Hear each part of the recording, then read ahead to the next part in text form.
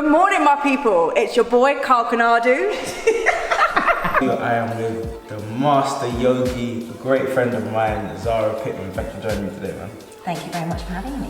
But we were talking earlier and you mentioned something that really hit home around the power of choice and being able to choose how we react and how we act in certain situations with our emotions. On the topic of choice, that's something that we really try and encourage in our yoga practice.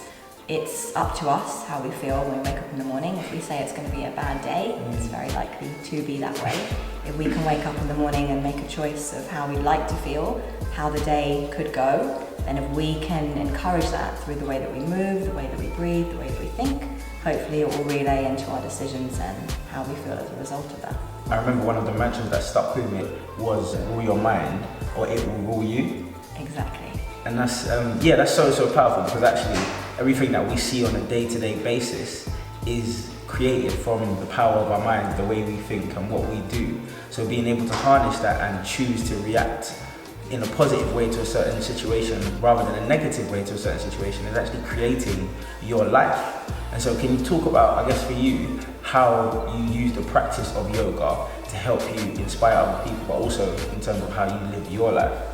I think that when you're talking about something that means something to you, it has to come from a place of truth and heart.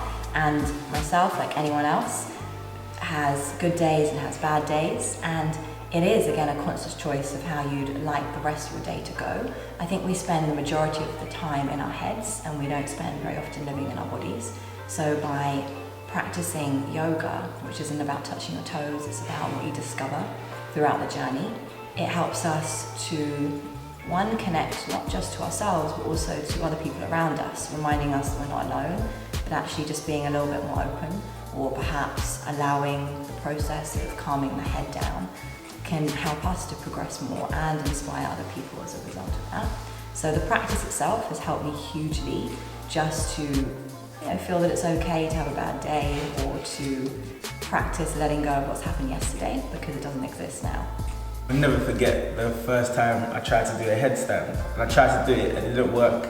And Zara came over. So first of all, I looked around kind of embarrassingly, like, oh, I hope no one saw that. And then Zara came over and she said, go again. And I said, in my head I was thinking, I can't do it. And she said, look, if you fall, that's a good thing. If you fall, it means you're stepping out of your comfort zone. If you fall, it means you're trying. And that stuck with me so much because the idea that you have an idea to do something in the world and you go out and you stop yourself because you might fail, everyone struggles with that and everyone goes through that. And if more people could just get over that hurdle and almost start to see, I guess change the word failure, I guess, because it's not really failure, it's learning. And I think that's so powerful. That's where perspective comes in, of how you choose to look at a situation, a fall or a stumble, whether that's on your yoga mat in this room or in this space or beyond this space in your life, whatever it is that you're going through.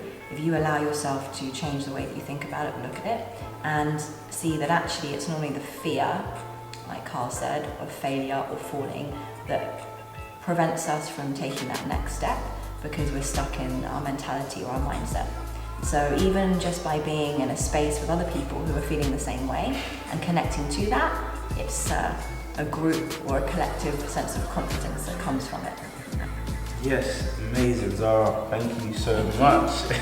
Thank you for watching. As you know, it's your boy konadu. Continue to climb up this hill with me. Follow your boy on social media. Subscribe to the YouTube channel, and most importantly, have a good day. Namaste.